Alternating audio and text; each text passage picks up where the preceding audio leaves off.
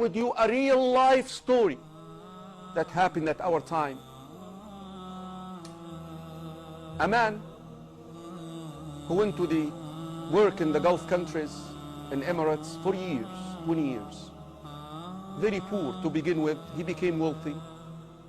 His father was a very righteous man. He used to be the imam. This is a real life story, it's not a sci-fi. So the man, after accumulating all his wealth, he sent to his father, "My father, I want to get married. A lot of the years passed by without getting married. Now it's the time. And I want you to choose a wife for me. And I want you to go ahead and put the marriage contract together. And I want to go into the actual marriage. The wedding day, I want it to be the day that I arrive, and I don't want to see her." This is how much trust this man, this young man, had in his father. Of course, a righteous man knows that the Prophet ﷺ said a woman is asked in marriage for 4 reasons: wealth, beauty, lineage, and the deen. You better go for the deen. He'd chosen a quality religious woman, wife for his son, but yet her physical appearance was not the best. The son arrives to Egypt. At the airport, he's picked up and he is taken to his wife, who was wearing a veil, and then basically he got into the room with her alone. As soon as she unveiled herself, he became shocked. He became shocked. "This is the wife that my father chose for me. She's not beautiful. She's not beautiful." He became so depressed. Here I am coming after all these years, so excited, so excited. He became so depressed. So he slept. Towards the last third of the night, the wife, who understood the reaction of the husband, she tried to wake him up. He refused. She tried again. He refused. And then she sprinkled water on him to wake him up. So he waked up, and she spoke to him, and she said, "I know how much disappointed you are, and I understand I'm not beautiful. But you know what? I wished to get married for one reason.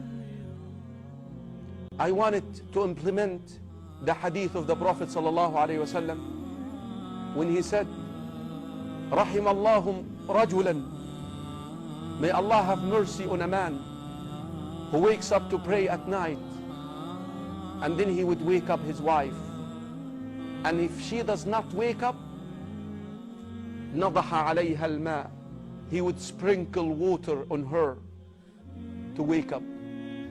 And this is the segment that she wanted to implement. وَرَحِمَ اللَّهُ امْرَأَةً, a wife, and may Allah subhanahu wa ta'ala have mercy on a woman, grant his mercy to a wife who wakes up to pray tahajjud at night, and she wakes her husband up to pray with her, and if he does not wake up, she sprinkles water in him. Wallahi, I'm so grateful to you that you granted me that wish. I wanted to implement that hadith so much, and I was a little bit hopeless that I will get married because I know I'm not beautiful. Can you please now fulfill the rest of this hadith with me? Can you wake up and just lead me in salah, pray tahajjud with me? He waked up and he led her in salah. Brothers and sisters in Islam, this man swears by Allah that as soon as he ended his tahajjud leading her in salah, I looked at her as if I'm looking at the most beautiful woman in this world.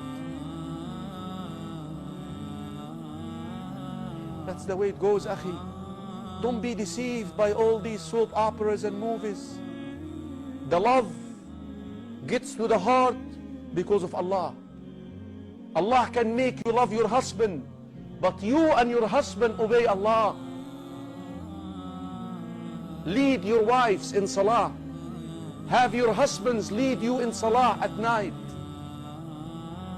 This family, brothers and sisters in Islam, they have grandchildren who memorize the Quran, and they are students of knowledge, and some of them are about to be scholars of this ummah.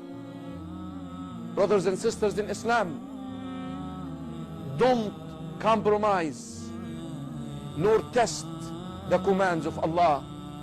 If you want to live happily, like they say in the movie Ever After, marriage is a tough institution. Enough that shaitan every day places the crown on the head of a shaitan who separates a husband and wife. You need a good partner for the mission, and the quality that you must seek: righteousness and piety. And if you do, you will get the best of this dunya, and bi'idhnillahi ta'ala, you will be with your reformed husband and reformed wife, azwajul mutahhara, purified spouses in Jannah.